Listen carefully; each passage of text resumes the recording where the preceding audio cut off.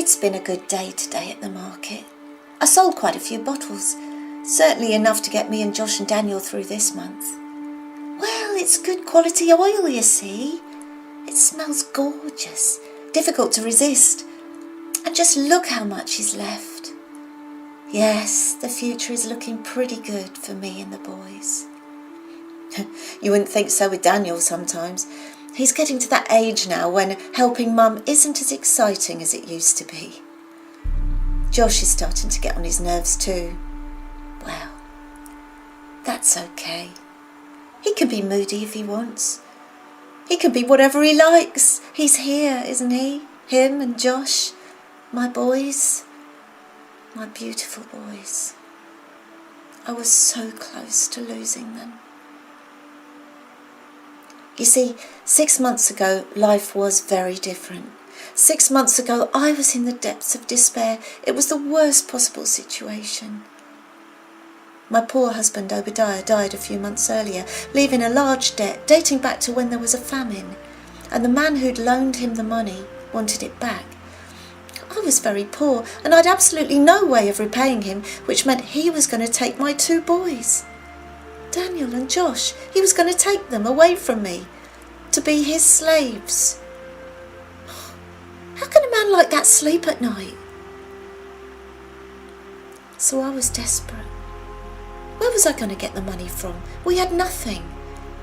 The boys didn't really understand what was going on. They just knew that we were in trouble. Well, I was in tears the whole time. How I missed Obadiah. I was so angry with God for taking him from me. He was so young. And then I remembered Elisha. I'm not sure why. His name just came into my head as I was crying in my bed one night. Obadiah adored this man. He was a holy man, a prophet. Obadiah had been training to be a priest when he died, and he was learning so much from Elisha. Yeah, I met him a couple of times, and he seemed so kind and so wise. Maybe he could help me. So I went to see him. He was so welcoming. He treated me as if he had all the time in the world to listen to me and my problems. So I just poured out my heart. I told him all of my troubles. And after I'd finished, well, he was quiet for a while, and then he said, "What do you have that could be sold?" Oh, my heart sank. I had nothing. And I told him so, but he pushed me again. He said, "Think a bit harder. Do you have anything at all in your house?" I thought about my house. The empty shelves. It was bleak and bare. On one table there was a jar with a tiny bit of anointing oil at the bottom. "Elisha," I said, "I have nothing. The house is bare. I just have a small amount of oil in a jar." Elisha was quiet again for a minute, and then he smiled. He looked at me and he actually smiled. "You have some oil in a jar," he said.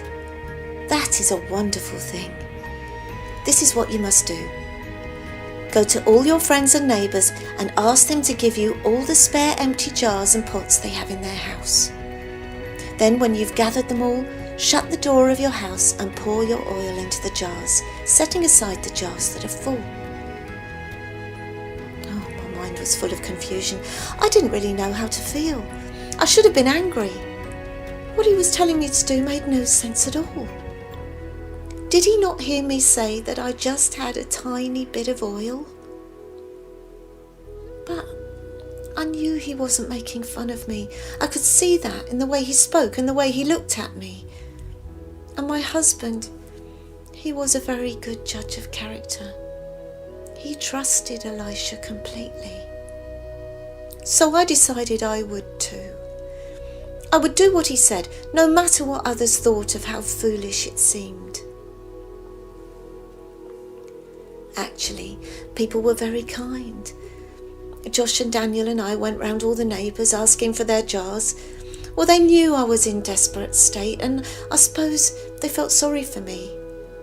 But they were very generous with their jars, and some even shared a little food with me and the boys. And by the time we'd finished collecting, my little house was full of them. Josh and Daniel wanted to build things with them, but I said no, we mustn't break any.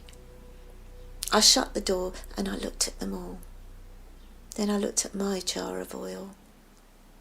There was so little in it.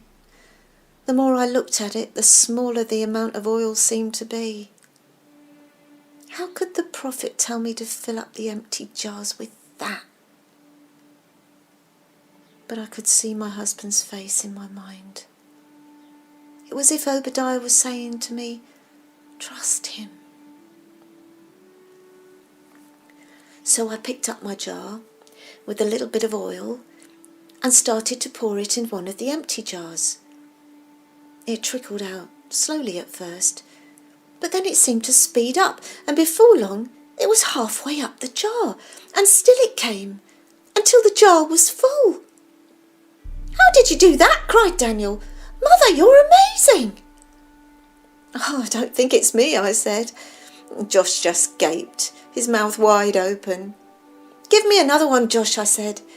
He pushed one in front of me, still with his mouth wide open.